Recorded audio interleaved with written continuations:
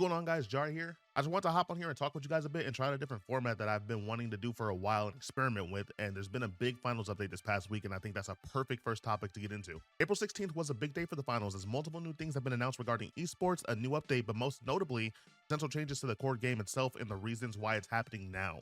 I want to spend a little bit of time today talking about what's being changed and diving deeper into the nuance of everything surrounding it.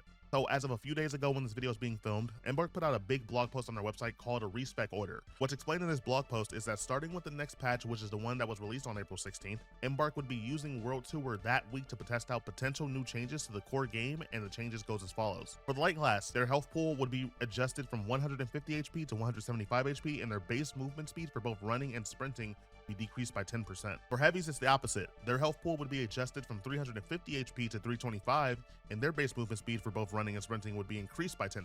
Those numbers might not sound like much in hindsight, but actually change a lot, not only for the players, but for the developers as well, and we'll dive into why. Now, Embark uses the rest of the blog to dive deeper into two primary reasons as to why they'd like to experiment with these changes, starting with movement speed. If you've ever been playing the finals and ran into situations where your light player gets to a fight before you, or your heavy is always late to an engagement, that movement speed difference is the key reason why. All three classes in the finals move at a different speed and have since launch, but with so many different ways to affect your movement, that difference doesn't get illustrated very well. If you play in mid to high ranks, you know how that works, but commonly when new players or lower ranked lobbies, you'll see that situation happen a lot more often. Typically in those lower ranked games, you'll see enemies catch people off guard very often just because people are slower or faster than the rest of their team. While this isn't a problem for pre-made teams or higher ranked play like mentioned previously, this is a huge problem for solo queues. In those solo queue games, communication typically is less frequent and information like that isn't known or thought about regularly. Going into a 2v3 situation before you even see the enemy feels bad for the team with a disadvantage and quickly snowballs into an unfun situation for the rest of that match. The finals is a team-based shooter at its core, and a lot of the team play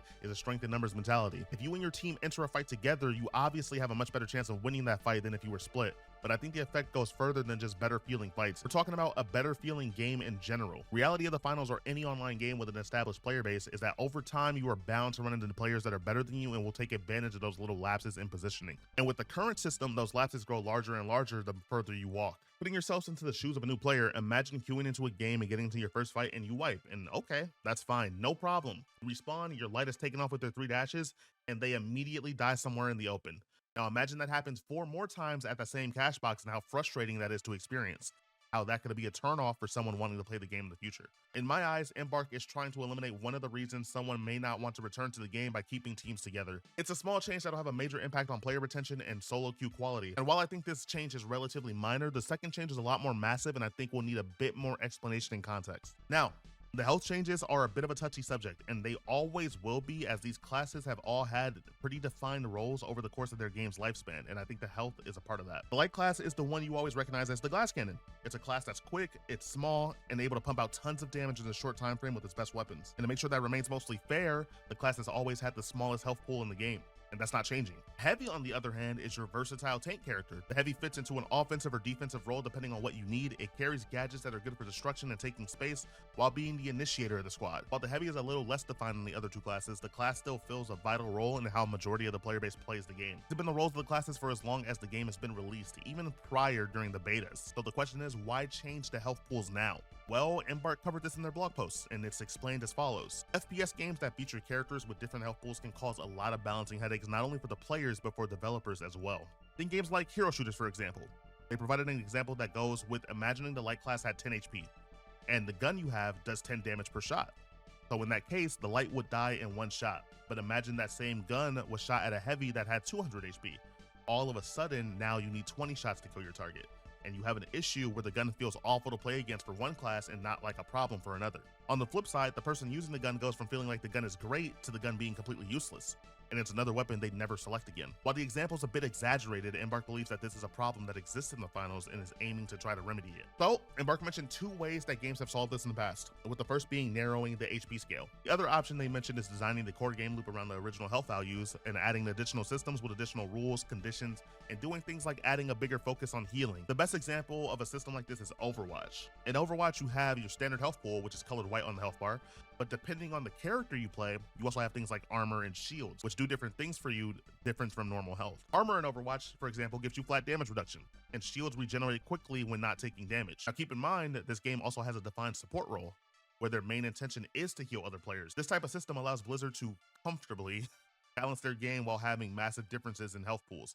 But the potential downside of this is that fights can drag on and become wars of attrition. In my opinion, a majority of the systems in the finals are quick interactions that try not to remove you from the flow of the game for too long. The core game is designed around you constantly being on the move to make it to the next objective or to contest someone else's objective.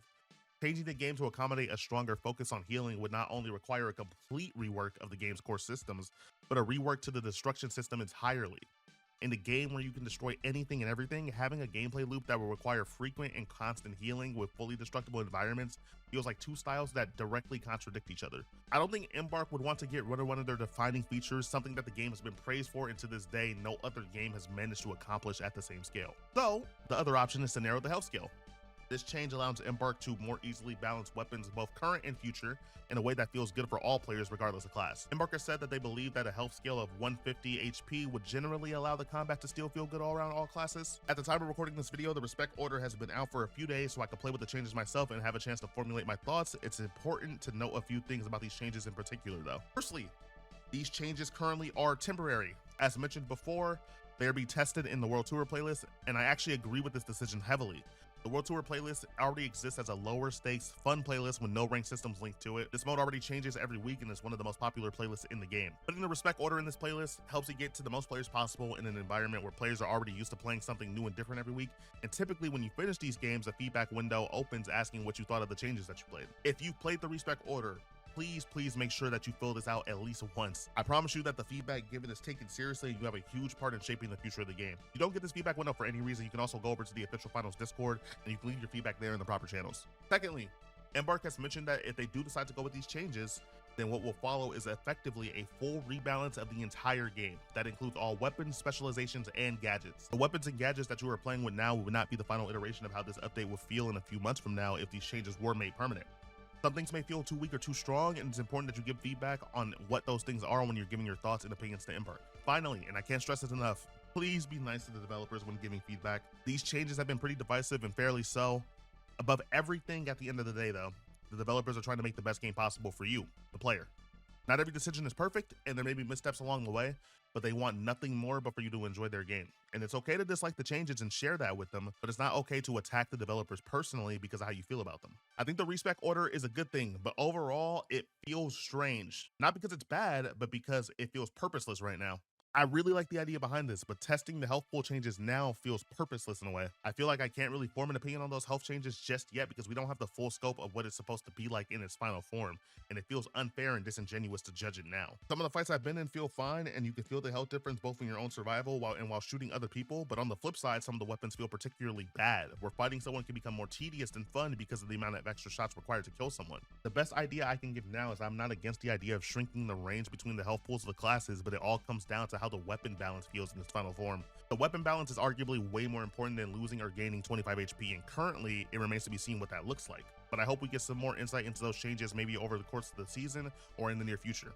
A Respec Order V2 playlist would be the best case scenario for this in my opinion. Now on the topic of the movement changes, I actually really like this change, and just in the few matches I've played over the past few days, you can feel the change in how often you are getting clean team fights compared to before, and it makes the game feel more in the moment for everyone involved. The skill ceiling with various movement tech still exists for the skilled players that have spent time learning and mastering those mechanics, but the average player won't have to worry about being at an immediate disadvantage anymore because of not being able to keep up. And that's really it.